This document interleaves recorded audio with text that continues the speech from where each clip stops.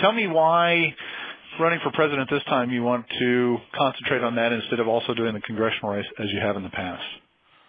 Well, the last time I did it, there was some criticism, and then I more thought about it. It was justified. It's distracting. I want to do a better job running for the presidency, and I was ready to leave the Congress, so it all added up that this was a good time to do that. And I think, this campaign is so different from 4 years ago. We have a lot more support and a lot more momentum. Uh-huh. I'm curious about what is different about it this time. And it seems from outside looking at it that, one of the differences, for better or for worse, is that a bunch of other Republican candidates have appropriated Ron Paul ideas.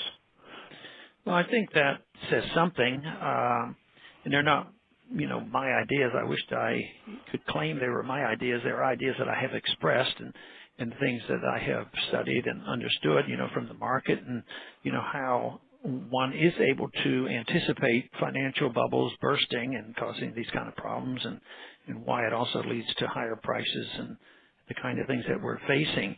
So no, the country certainly has moved. I don't know whether they were serious or they were kidding me. They said, "Oh, it looks like Ron Paul's moved to the mainstream." I think some of these views have moved to the mainstream. I sort of have said the same thing, for the many, many decades. But now, the Federal Reserve is an issue. A lot of people talk about it. They understand it better than ever. And people know that these wars cannot continue, that they're draining us. And I think people are sick and tired of some of the abuses with TSA and other invasions of our personal lives and personal privacy. So I think the country has really been waking up to these problems that I've been talking about. What do you see that makes you believe that the prospects for a Ron Paul candidacy are different this time? I think it's the ease in which we can raise money, the number of people that have volunteered, the responses that have been with the straw votes, which I know are very limited in meaning, but all these things just show that there's a lot more enthusiasm, and we noticed this even before this campaign started because we had the other organization of just trying to build up the number of people who campaigned for liberty, and the number of people that support us there were very, very strong. So it's before we were more or less starting from scratch, and now I think we have a real full-blown organization that we didn't have before. Okay.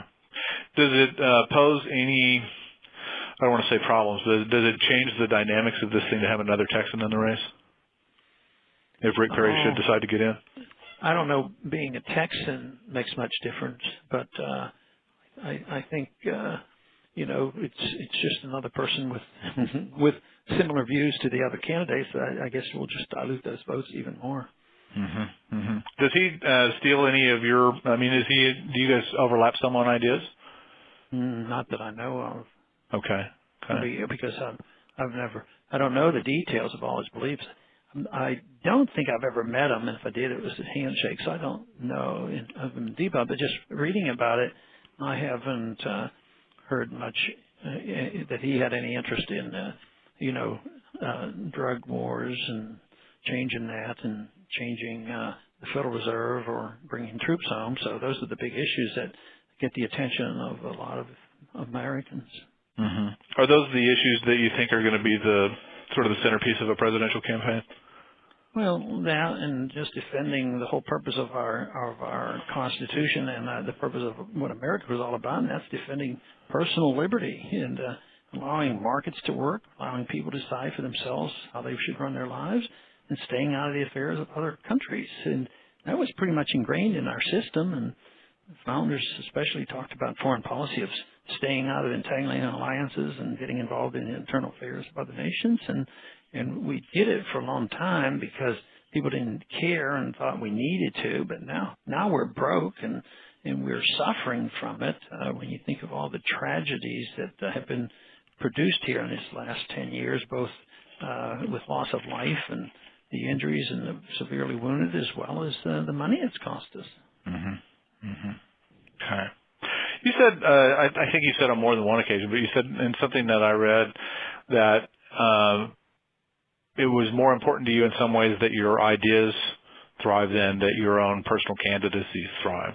Do you feel that way about a presidential race? Am I characterizing that right? Well, I've always worked with ideas, and somebody actually have asked me every once in a while, and they say, you're doing good, we love what you do, and we agree with you on, but if you could just modify this one position and say, if you would come off this and change it, we think you can pick up a vote. No, I can't. I mentally, intellectually, psychologically, I couldn't adapt to that. So no, I have certain beliefs, and people should know what they are. And I think my district has always responded by me telling them where I stood, and that I took the Constitution seriously. And being in Texas, I was challenged by a lot of people because I was opposed to the wars very, very early on, and of course they were orchestrated by President Bush, and I had strong disagreement. And he still was pretty popular in my district, but the people in the district respected me for taking a position. And